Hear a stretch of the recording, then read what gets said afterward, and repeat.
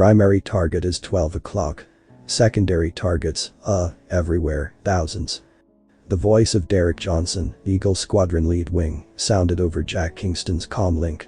Jack could see them too, in their multitudes, outlined on his radar. Roger that, Eagle Squadron leader. The unnervingly calm voice from NORAD replied. Your orders are as follows. Delay the destruction of Los Angeles as long as possible. Engage primary target only. Let the UAVs deal with the drones. Jack muttered under his breath. Bullshit, meaningless orders, that's how you know how fucked up everything really is. The Screamin' Eagles never backed down from a fight though, and Jack had the scars to prove it. Those fights were different. You had a plan. You knew what you were dealing with. Jack knew how to read people. To really know them, strengths and weaknesses. Just last week, he had leveled a 6'7" bodybuilder despite being 8 inches and well over 150 pounds lighter. Momentum was key. It was momentum and a quick kick that sent the larger man headfirst into a pool table. The paramedics found it necessary to strap the man down when he regained consciousness. Despite a massive gash down his forehead and a certain concussion, he wanted another round with Jack Kingston. Jack would have given him one, too. If you know your opponent, you can beat him. That was the problem. They had no fucking clue what they were dealing with. It had started 3 hours earlier, just before dawn broke over the Rockies. Jack had requested overnight leave and wound up in the bed of the girlfriend of a man who made the mistake of challenging him to a game of pool.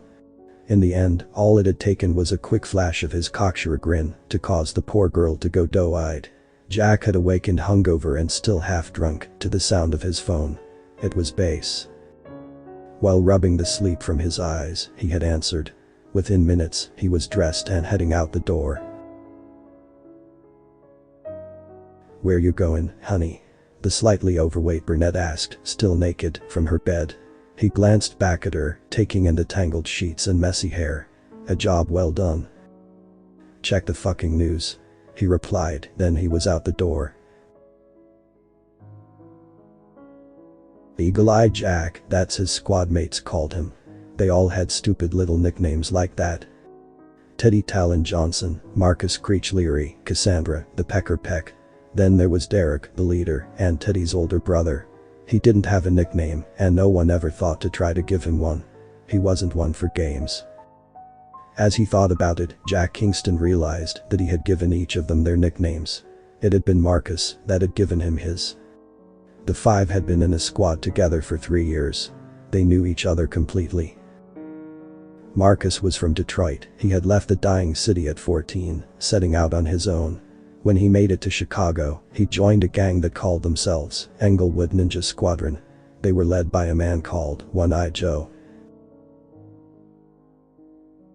After 2 years, they were led by a 16-year-old named Marcus Leary. The thought of a scrawny white kid leading a gang of thugs always made Jack smile. He believed the whole story though. He had an eye and an ear for detail, and Marcus had never been inconsistent in his retellings. The Englewood Ninja Squadron doubled its size in the next 2 years, expanding deep into Greater Chicago. Then, Marcus was arrested for vandalism. He was 2 weeks from turning 18. Those 2 weeks changed his life. He was tried as a juvenile and sent to counseling. Marcus talked about the man who had saved him, Counselor Bill, with irreverence. He had convinced the young man to turn his life around. 5 days after his 18th birthday, he had enlisted in the United States Air Force. Now, 3 years later, he was part of a new sort of gang. They called themselves the Screamin' Eagles. Teddy and Derek were brothers from Iowa. Derek was 2 years older than his younger brother, but the two had been close growing up on their family farm. Their father was a farmer. He grew soybeans. Their mother was a hairstylist in Waterloo. When Teddy was 18, he decided that he was not going to follow his brother to Notre Dame. In fact, Talon didn't plan to attend college at all. That was for the family's star child. Talon felt he wasn't smart enough for academia.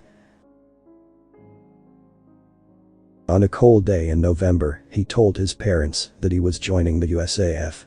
His mother cried for hours. After that, he called Derek, who was busy studying for his finals. Pre-medicine meant organic chemistry, and that meant endless hours of studying. Derek hadn't tried to dissuade Talon, which surprised the younger brother greatly. 5 days later, as Teddy was packing, Derek appeared at the farm. "You'll get yourself killed if I don't watch your back." "I know you won't," he told his younger brother. Their mother had cried all the harder. Their father had said little and instead went inside to get something from the house. When he returned, he gave his sons 2 gifts. "The Talon," he said. "Teddy, this was your grandfather's. He fought in Vietnam. It was a Purple Heart. Make him proud." Talon had kept it for years until it was lost during the move on Eagle Squadron's last reassignment. To Derek, their father had said with a kind of reverence, "Son, this was his journal. My father was a smart man. His words might be of help to you when times get hard." As far as Jack knew, the tattered old journal was still in Derek's footlocker, to be brought out only on special occasions. Then, Derek and Theodore's father had gone to console his wife. That night, the brothers left for Des Moines. Neither said a word, and both were more than a little frustrated that the other had put them in this situation. Such is brotherhood, Eagle Eye reflected. A competition that never ceases, but you're never really sure if you're competing against each other or together against the world. Jack guessed it must be both. Then there was Cassandra. Jack didn't know much about Case. She didn't talk about her past. Not even with a few beers to loosen the gears. She was an enigma, but a beautiful enigma. Jack Kingston didn't know what love was. He had been with plenty of women, and he had done more than a few things to those women. But he had never felt love. At least, not before. When he first heard Pecker's voice, well, Jack had changed his mind. She made him feel things. Uncomfortable things. When she was around, he found it hard to take in the details of his surroundings. He felt blind to everything but her. They had spent a few nights together, but Jack didn't think she felt the same way. That made it all the harder. He had spent many nights after, staring at the ceiling, feeling the minutes and hours tick by. Focus, man, he told himself, today isn't the time for fucking around. This shit is as serious as it gets. The squadron broke through the low-hanging clouds that sometimes build up along the breast of the Rocky Mountains and divide the sky between Colorado and California. There, in the shining blue morning sky, he saw the shining fighter jets of his comrades. They were beautiful, elegant, and the most deadly weapons of the United States Air Force.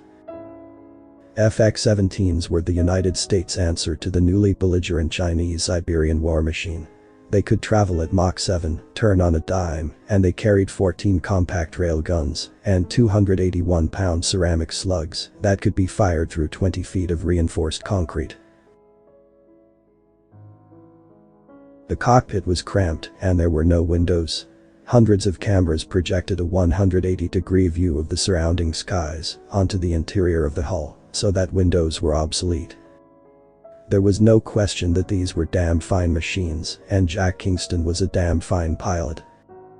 Target, 35 miles and closing. Derek's voice sounded over the comms. Jack could see the ship even from here. A dot on the horizon. Surrounding it were thousands of small drones. They swarmed this way and that. Likely, they were defensive in nature. We'll find out soon enough, Jack decided. He glanced down at his gauges. All systems were functioning normally. "Don't worry, guys." Cassandra's voice erupted over the comms. There was something about that voice that made you want to smile. It and her drop-dead looks had made many a man swoon. "I'll be sure to save some of them for you." Jack could imagine her smile. "Yeah, right, Pecker. You keep telling yourself that. But when we get back from this, you owe me a beer," he said, surprised at how calm his voice sounded. "Deal," she replied. Eagle Squadron. The voice from NORAD returned. "You will be reinforced by Alpha, Delta, Omega, Zulu, Cancer, Hawk, and Steel squadrons in T-10 minutes. Expect fire support from the 5th Fleet off the coast. Geez, the gang's all here, Jack said. He pulled up his long-range radar to get a better look. Sure enough, the other squadrons were forming up to the north and east of the alien ship. We'll show 'em. Alright guys. Talon's voice spoke. Just 10 minutes, and we're home free. Jack knew that wasn't true, but he appreciated the gesture. The dot on the horizon was growing rapidly. He could now begin to make out details. It was a long craft, a mix of shining silver and blood red. It looked like something out of a 10-year-old's toy box. It had 4 fins that radiated out from the rear of the craft. Each was half again as long as the overall structure and narrowed to a rounded edge. On each fin and at the center of the structure, there were dozens of cannons. Near the front of the craft, there was a long black band that seemed to absorb the light around it. Jack was trying to take in every detail. Find the weakness, he commanded himself. Then the black band lit up, brighter than the sun. If the cameras hadn't dampened the brightness of the image, Jack would have been permanently blind. The light dimmed for a second, and then the city of Los Angeles exploded into an inferno of molten metal and superheated plasma. There were no words to describe the sight. For a few moments, all the man they called Eagle Eye could do was stare. A shock wave that moved out from the wreckage finished the job that the plasma had started. It raced across the rolling hills of Los Angeles, faster than the speed of sound. It annihilated everything in its path.